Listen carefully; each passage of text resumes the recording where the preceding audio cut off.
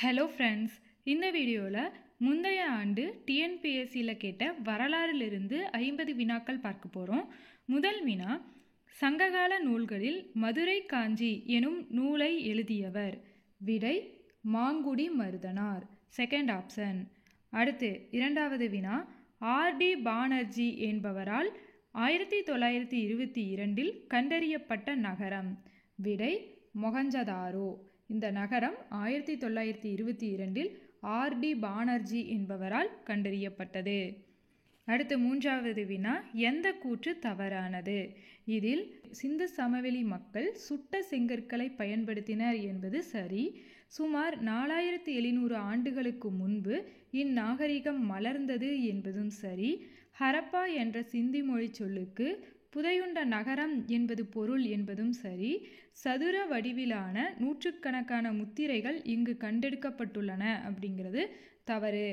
அப்போ இதற்கான விடை லாஸ்ட் ஆப்ஷன். அடுத்து நான்காவது வினா, கொடுக்கப்பட்டுள்ள வாசகம் மற்றும் காரணத்தை கருத்தில் கொண்டு கீழே கொடுக்கப்பட்டுள்ள குறியீடுகளில் இருந்து சரியான விடையை தேர்ந்தெடு. வாசகம், அசோகரின் ஆதரவால் புத்த மதம் இந்தியாவில் செழித்தது என்பது சரி. காரணம், புத்தர் ராஜவம்சத்தை சேர்ந்தவர் என்பதும் சரி. இதற்கான விடை ஏ மற்றும் ஆர் இரண்டும் சரி.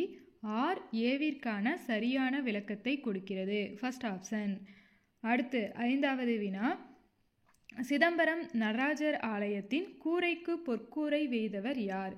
சிதம்பரம் நடராசர் ஆலயத்தின் கூரைக்கு பொற்கூரை வேய்தவர் முதலாம் பராந்தகன். அடுத்து ஆறாவது வினா, மதுரை கொண்டான் என்று புகழப்பட்டவர் யார்? மதுரை கொண்டான் அப்படின்னு புகழப்பட்டவரும் முதலாம் பராந்தகன், லாஸ்ட் ஆப்ஷன்.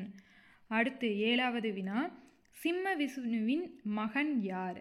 சிம்ம விஷ்ணுவின் மகன் முதலாம் மகேந்திரவர்மன், செகண்ட் ஆப்ஷன். அடுத்து எட்டாவது வினா, கீழ்கண்டவற்றுள் சரியாக பொருத்தப்பட்டுள்ளது எது? இதில் பிரம்மபுத்திரா மான சரோவர் ஏரி அப்படிங்கிறதான் சரியாக பொருத்தப்பட்டுள்ளது, இரண்டாவது ஆப்ஷன். அடுத்து ஒன்பதாவது வினா, கீழ்காண்பவர்களுள் துருக்கிய ஆதிக்கத்தை இந்தியாவில் தோற்றுவித்தவர் யார்? கீழே இருக்கிறதுல துருக்கிய ஆதிக்கத்தை இந்தியாவில் தோற்றுவித்தவர் குத்புதீன் ஐபக். அடுத்து பத்தாவது வினா, இடைக்கற்காலத்தின் காலம் எது? இடைக்கற்காலத்தின் காலம் கிமு 8000 நூற்றாண்டு முதல் கிமு 4000 நூற்றாண்டு வரை, தேர்ட் ஆப்ஷன். அடுத்து 11வது வினா, 1857 ஹரப்பா தொல்பொருள் சிதலமடைய காரணம் என்ன? 1957 ஹரப்பாவில் இருந்த தொல்பொருள் சிதலமடைந்திருக்கும். இதற்கான காரணம் என்னன்னு பார்த்தீங்கன்னா, ரயில் பாதையை அமைக்க இங்குள்ள கற்கள் பயன்படுத்தப்பட்டது தான் இதற்கான காரணம். அடுத்து 12வது வினா, இந்திய சுதந்திர கட்சி எங்கு தொடங்கப்பட்டது? இந்திய சுதந்திர கட்சி டோக்கியோவில் தொடங்கப்பட்டிருக்கும், செகண்ட் ஆப்ஷன். அடுத்து 13வது வினா, லாலா லஜபதி ராயால் எழுதப்பட்ட நூலின் பெயர்? லாலா லஜபதி ராயால் அன்ஹாப்பி இந்தியா என்ற நூல் எழுதப்பட்டிருக்கும். அன்ஹாப்பி இந்தியா என்ற நூலை எழுதியவர் லாலா லஜபதி ராய். டிஸ்கவரி ஆஃப் இந்தியா அப்படிங்கிறது ஜவஹர்லால் நேருவால் எழுதப்பட்ட புத்தகம்.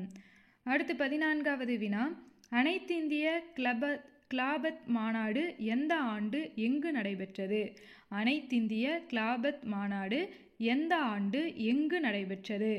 இதற்கான விடை டெல்லியில் கிபி 1919 நடந்திருக்கும். டெல்லியில் 1919 அனைத்திந்திய கிலாபத் மாநாடு நடைபெற்றிருக்கும், ஃபர்ஸ்ட் ஆப்ஷன். அடுத்து 15வது வினா, கீழ்கண்ட சீக்கிய குருக்களில் அவுரங்கசீப்பினால் கொலை தண்டனை விதிக்கப்பட்டவர் யார்? கீழ்கண்ட சீக்கிய குருக்களில் குருதேக் பகதூர் என்பவர் அவுரங்கசீப்பினால் கொலை தண்டனை விதிக்கப்பட்டிருப்பார். அடுத்து 16வது வினா, 1897 ஆண்டு ராமகிருஷ்ணா மிஷனை தோற்றுவித்தவர் யார்? இதற்கான விடை விவேகானந்தர். விவேகானந்தர் 1897 ராமகிருஷ்ணா மிஷனை தோற்றுவித்திருப்பார். அடுத்து 17வது வினா, முதலில் வெள்ளி நாணயத்தை வெளியிட்ட குப்த அரசர் யார்? முதலில் வெள்ளி நாணயத்தை வெளியிட்ட குப்த அரசர் இரண்டாம் சந்திரகுப்தர், செகண்ட் ஆப்ஷன். அடுத்து 18வது வினா, 1907ஆம் ஆண்டு ஜெர்மனியில் நடைபெற்ற சர்வதேச சோசலிச கருத்தரங்கில் கலந்து கொண்ட இந்திய பிரதிநிதி யார்? இதற்கான விடை மேடம் காமா. மேடம் காமா 1907 ஜெர்மனியில் நடந்த சர்வதேச சோசலிச கருத்தரங்கில் கலந்து கொண்டிருப்பார். அடுத்து 19வது வினா, 1905ஆம் ஆண்டு லண்டனில் தொடங்கப்பட்ட இந்திய ஹோம் ரூல் அமைப்பு யாரால் தொடங்கப்பட்டது? 1905இல் லண்டனில் தொடங்கப்பட்ட இந்திய ஹோம் ரூல் அமைப்பு யாரால் தொடங்கப்பட்டது? இதற்கான விடை சியாம்ஜி கிருஷ்ணவர்மா, தேர்ட் ஆப்ஷன். அடுத்து 20வது வினா, விவேகானந்தர் ராமகிருஷ்ண மடத்தை தொடங்கிய ஆண்டு எது? விவேகானந்தர் ராமகிருஷ்ண மடத்தை தொடங்கிய ஆண்டு கிபி 1898, ஃபர்ஸ்ட் ஆப்ஷன். அடுத்து 21வது வினா, பட்டியல் 1உடன் பட்டியல் 2ஐ பொருத்தி சரியான விடையை கீழ்கண்டவற்றுள் தேர்ந்தெடுத்து எழுதுக. இதில் லாகூர் கோட்டை என்பது அக்பர், ஜமி மசூதி என்பது அவுரங்கசீப், செங்கோட்டை என்பது ஷாஜஹான், அக்பரின் சமாதி ஜஹாங்கீரால் கட்டப்பட்டிருக்கும். இதற்கான விடை 2, 1, 4, 3, ஃபர்ஸ்ட் ஆப்ஷன். அடுத்து 22வது வினா, அலிகார் இயக்கத்தை நிறுவியவர் யார்?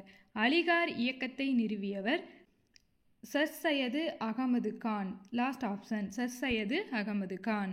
அடுத்து 23வது வினா, இந்தியாவில் கிழக்கிந்திய கம்பெனியின் ஆட்சியை முடிவிற்கு கொண்டு வந்த சட்டம் எது? இந்தியாவில் கிழக்கிந்திய கம்பெனியின் ஆட்சியை முடிவிற்கு கொண்டு வந்த சட்டம் 1858ஆம் ஆண்டு இந்திய கவுன்சில் சட்டம். இந்திய கவுன்சில் சட்டம் 1858 தான் இந்தியாவில் கிழக்கிந்திய கம்பெனியோட ஆட்சியை முடிவிற்கு கொண்டு வந்திருக்கும். அடுத்து 24வது வினா, ஜெய்ஹிந்த் என்ற வாழ்த்து முழக்கத்தை அறிமுகப்படுத்தியவர் யார்? ஜெய்ஹிந்த் என்ற வாழ்த்து முழக்கத்தை அறிமுகப்படுத்தியவர் யார்? இதற்கான விடை சுபாஷ் சந்திரபோஸ், ஃபர்ஸ்ட் ஆப்ஷன். அடுத்து 25வது வினா, 1904ஆம் ஆண்டு வி.டி. சவர்கார் மகாராஷ்டிரத்தில் தொடங்கிய டேஸ் மற்றும் டேஸ் 2 இரகசிய அமைப்புகளின் பெயர்களை எழுதுக. இதற்கான விடை மித்ரமேளா மற்றும் அபினவ் பாரத். மித்ரமேளா மற்றும் அபினவ் பாரத் அப்படிங்கிற 2 இரகசிய அமைப்புகள் 1904ஆவது ஆண்டு வி.டி. சவர்கார் மகாராஷ்டிரத்தால் தொடங்கியிருப்பார். அடுத்து 26வது வினா, ஆங்கிலேய ஆட்சியின் போது கொண்டுவரப்பட்ட பத்திரிகை தடை சட்டம் எது? 1878ஆம் ஆண்டு தாய்மொழி பத்திரிகை சட்டம் ஆங்கிலேய ஆட்சியின் போது ஏற்படுத்தப்பட்டிருக்கும், ஃபர்ஸ்ட் ஆப்ஷன். அடுத்து 27வது வினா, கீழ்கண்டவற்றை பொருத்துக. கிழக்கிந்திய கம்பெனியின் ஆட்சி முடிவுக்கு வருதல். கிழக்கிந்திய கம்பெனியின் ஆட்சி முடிவுக்கு வருதல் 1858. அடுத்து வகுப்புவாரி பிரதிநிதித்துவம் அறிமுகம் 1909. மாகாணங்களில் இரட்டையாட்சி அறிமுகம் 1919. மத்தியில் இரட்டையாட்சி அறிமுகம் 1935. இதற்கான விடை 3, 4, 1, 2. அடுத்து 28வது வினா, தவறான இணையை அடையாளம் காண்க. இதில் பிரம்ம சமாஜம் ராஜாராம் மோகன் ராயால் 1828இல் ஏற்படுத்தப்பட்டது என்பது சரி. ஆரிய சமாஜம் சுவாமி தயானந்த சரஸ்வதியால் 1875இல் ஏற்படுத்தப்பட்டது என்பது சரி. இளம் வங்காள இயக்கம் ஹென்றி விவியன் டெடரோசியால் 1909இல் ஏற்படுத்தப்பட்டது என்பதும், பிரார்த்தனை சமாஜம் ஆத்மரம் பாண்டுரங் என்பவரால் 1888இல் ஏற்படுத்தப்பட்டது அப்படிங்கிறதும் தவறு. இதில் தவறான இணை 2 மற்றும் 4. அடுத்து 29வது வினா, உலக நீதிமன்றம் எந்த நாட்டில் உள்ளது? உலக நீதிமன்றம் நெதர்லாந்து நாட்டில் உள்ளது, நெதர்லாந்து. அடுத்து 30வது வினா, ஐக்கிய நாடுகள் கழக தலைமையகம் எங்குள்ளது? இதற்கான விடை நியூயார்க், லாஸ்ட் ஆப்ஷன்.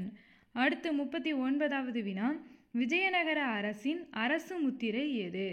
விஜயநகர அரசின் அரசு முத்திரை பஞ்சி, இது வராகம் என்று சொல்லப்படுகிறது. Third option. அடுத்து 32வது வினா, போன்ற கோரா சானம் போன்ற புதிய ராகங்களை அறிமுகம் செய்தவர் யார்? கோரா சானம் போன்ற புதிய ராகங்களை அறிமுகம் செய்தவர் யார்? இதற்கான விடை அமீர் குஸ்ரு, ஃபர்ஸ்ட் ஆப்ஷன். அடுத்து 33வது வினா, புகழ்மிக்க புத்த சமய அறிஞரான வசுபந்து என்பவரை ஆதரித்த குப்த மன்னர் யார்? புகழ்மிக்க புத்த சமய அறிஞர் வசுபந்து. இவரை ஆதரித்த குப்த மன்னர் யார் அப்படின்னா சமுத்திரகுப்தர், லாஸ்ட் ஆப்ஷன். அடுத்து 34வது வினா, தான்சேன் யாருடைய அவையில் இருந்தார்? தான்சேன் அக்பருடைய அவையில் இருந்தார், அக்பர், செகண்ட் ஆப்ஷன். அடுத்து 35வது வினா, 10வது ஐந்தாண்டு திட்டம் 2002 முதல் 2007 வரை இதற்கு முன்னுரிமை வழங்கப்பட்டது. 10வது ஐந்தாண்டு திட்டம் வறுமை மற்றும் மக்கள் தொகை வளர்ச்சியை குறைத்தலுக்கு முன்னுரிமை வழங்கப்பட்டது, ஃபர்ஸ்ட் ஆப்ஷன். அடுத்து 36வது வினா, அரசியல் நிர்ணய சபையின் வரைவு குழு தலைவர். அரசியல் நிர்ணய சபையின் வரைவு குழு தலைவர் doctor BR Ambedkar, second option. அடுத்து சட்டங்களின் உயிர் என்ற நூல் வெளியிடப்பட்ட ஆண்டு. இதற்கான விடை 1748.